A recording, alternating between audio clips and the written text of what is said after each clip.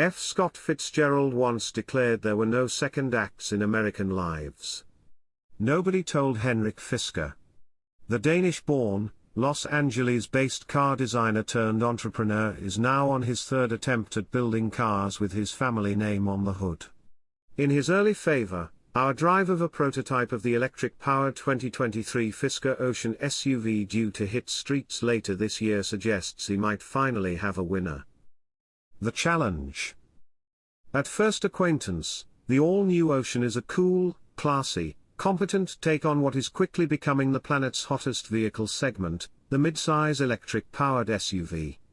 More important, though, behind this new Fisker EV is a manufacturing infrastructure with a proven track record in building everything from sports cars to sedans to luxury off-roaders in high volumes and to high-quality standards. Every EV startup, even those that are well-funded and staffed with talented executives, has discovered the reality that designing and engineering a groundbreaking new EV is, relatively speaking, the easy bit. Building them is a whole different ball game. It's maybe 100 times harder to design the manufacturing system than the car itself, Tesla boss Elon Musk has acknowledged ruefully as Tesla struggles consistently to improve quality at its plants. And he's not alone. Both Rivian and Lucid have been grappling with problems that have slowed their production. Fisker's secret sauce is Magna Steyr, an automotive manufacturer based in Graz, Austria. Magna who?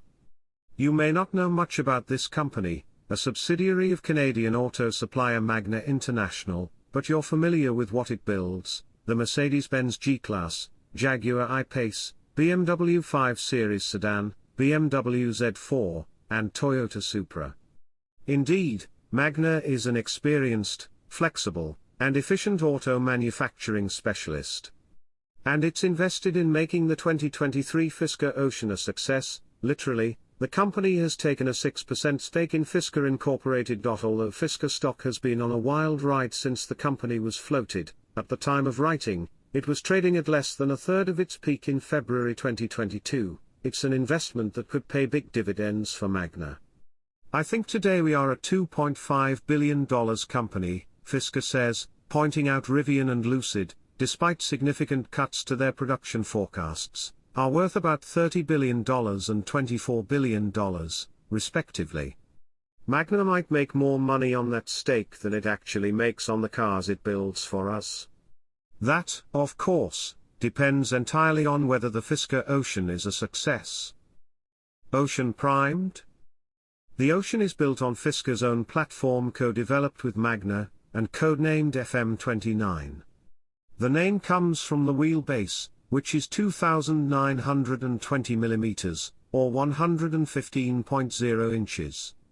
It's a conventional skateboard design with McPherson struts up front and a multi-link rear suspension, and room for an e-motor at each axle. Fisker looked initially at basing the Ocean off Volkswagen's MEB electric vehicle platform, but the German automaker proved frustratingly slow to deal with, he says. There were other issues, too. Quite frankly, we couldn't get the proportions we wanted with MEB, Fisker says. With Magna we saw an opportunity to actually say, okay, we can really set the stage. I can make the wheelbase the way I want. I can do the track the way I want, the height, the front windscreen, all the proportions just right. There was one other big advantage in doing a bespoke platform: we own 100% of the intellectual property, Fisker says. It's a strategy that other corporate newcomers in the game, like Era, claim to also be attempting, the iPhone model of third-party production. Spec check and Fisker Ocean pricing. Base model single-motor Oceans will be front-wheel drive. In the dual-motor versions, the rear motor will declutch under certain conditions to save energy. Magna builds the e-motors to Fisker's specification, and each develop a peak of 275 horsepower. Fisker will offer two different chemistries from Chinese battery specialist CATL, one focused on price, the other on performance. The base battery is a lithium iron phosphate, LFP, unit that will be available only in the front-drive Ocean Sport. Other Ocean models will get CATL's better performing and more expensive nickel, manganese, and cobalt oxide, NMC, battery, which boasts a capacity of more than 100 kWh and can charge from 10 to 80% in less than 35 minutes. The Ocean's 400-volt electrical architecture will support vehicle-to-vehicle and vehicle-to-grid charging. Battery choice will be the fundamental differentiator between the different Ocean models in terms of their range and performance, and because batteries are expensive, that's reflected in the price. The entry-level front-wheel drive 275 horsepower single-motor Ocean Sport is expected to list from $37,499. For that you get the LFP Touring Range battery Fisker says will deliver an estimated EPA range of 250 miles. The least expensive of the dual-motor models, the $49,999 Ocean Ultra, boasts a total of 540 horsepower and is expected to deliver 340 miles of range on the NMC battery dubbed Hyper Range. Revised software means the top of the range $68,999 Ocean Extreme's Hyper Range battery will take it 10 miles further between charges than the Ocean Ultra, and it will get there quicker courtesy of its performance-focused 550 horsepower powertrain. Fisker claims a 0 to 60 mph acceleration time of about 3.6 seconds and a top speed of 130 miles per hour. The Extreme also comes with solar roof panels that provide 1,500 to 2,000 miles worth of range per year in ideal conditions. The first 5,000 cars off the line will all be badged Ocean One. They are essentially Ocean Extreme trims fitted with one of the two optional 22-inch wheel designs and performance tires. All Oceans come standard with 20-inch wheels and bespoke range-focused tires developed by Bridgestone. They also get the Marley Blue dark blue interior at no extra cost. All will have a digital signature in the vehicle information menu to authenticate their place among the first 5,000 electric vehicles made by Fisker. Bodywork teased out over a wide track, and big wheels right at the car's corners, make the Ocean look smaller than it really is. Measuring 188.0 inches long, 75.8 inches wide, and 64.2 inches tall, the Fisker is slightly longer, wider, and taller than a Ford Mustang Mach-E, a Tesla Model Y, or our 2023 Motor Trend SUV of the year, the Hyundai Ioniq 5. Its 115.0-inch wheelbase is 1.2 inches longer than the Tesla's but 2.5 inches shorter than the Mustang's and 3.1 inches shorter than the Hyundai's. However, the rear seat will happily accommodate 6-foot-tall adults. There's no frunk for storage, it's stuffed full of e-motor and inverters and other electric powertrain hardware, and the rear load space is adequate rather than capacious. Step inside. The interior vibe is minimalist, with even the audio system speakers hidden, though its cleanly rendered forms and sophisticated materials mean it's nowhere near as grimly drab as that of a Tesla. A small screen behind the steering wheel gives the driver all the key pieces of information needed while driving. The main user interface is a giant 17.1-inch touchscreen at the center of the dash that, when the Ocean is parked, can rotate from portrait to landscape format to enable video viewing in all its widescreen glory. Intelligently, Fisker resisted the temptation to make the screen lord and master of everything the Ocean does. A row of buttons located in a fixed structure below the rotating screen controls the air conditioning settings. There are also buttons for the lights and e-brake, and a stalk for the windshield wiper controls. How does it drive?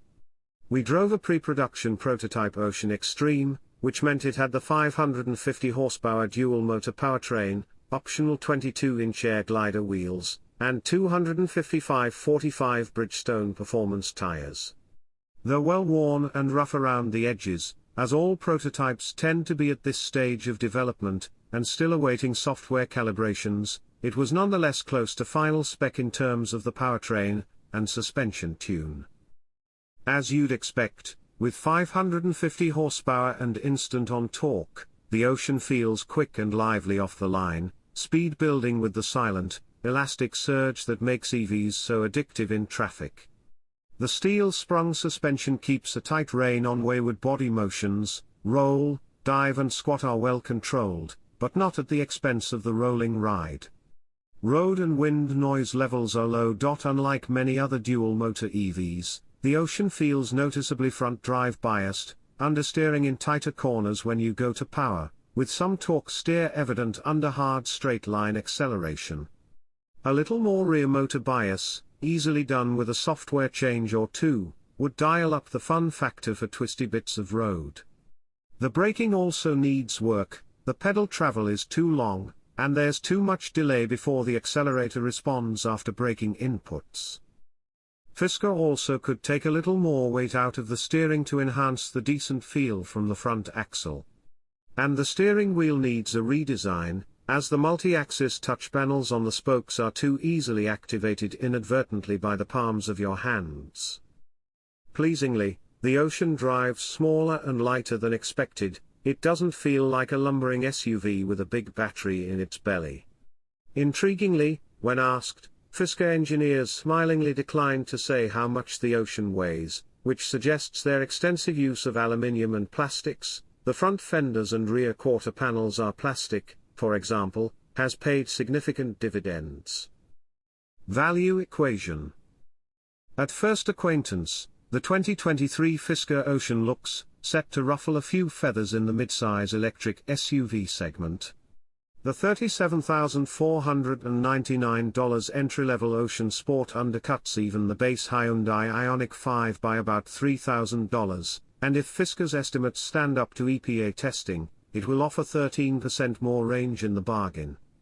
Ford's cheapest Mustang Mach-E, the Select with the standard range battery, boasts similar power and range numbers as the Ocean Sport but costs nearly $9,400 more. At the lineup's top end, the Ocean Extreme costs nearly the same as a Tesla Model E Performance, which is around $69,990 before factoring in any incentives, but offers similar actual performance and is expected to deliver more than 15% better range. But the Extreme is nearly $6,900 cheaper than the similarly quick Mach-E GT Performance Edition and should have 34% better range. The real bang for your buck Fisker looks to be the mid-spec, $49,999 Ocean Ultra. If Fisker's range numbers stand up to EPA testing, it should go 31% farther than a $56,500 Hyundai Ioniq 5 Limited AWD, 10% farther than a $58,190 Tesla Model Y long range, and 30% farther than a $69,895 Mach-E GT between charges. And with 540 horsepower on tap, it should accelerate quicker to 60 miles per hour than either the Hyundai or the Tesla, and be right on par with the Mach-E GT. Buying experience. Competitive pricing is only part of the story.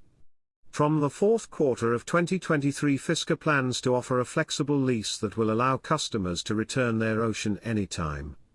In fact, the company plans to eventually offer Oceans only via lease.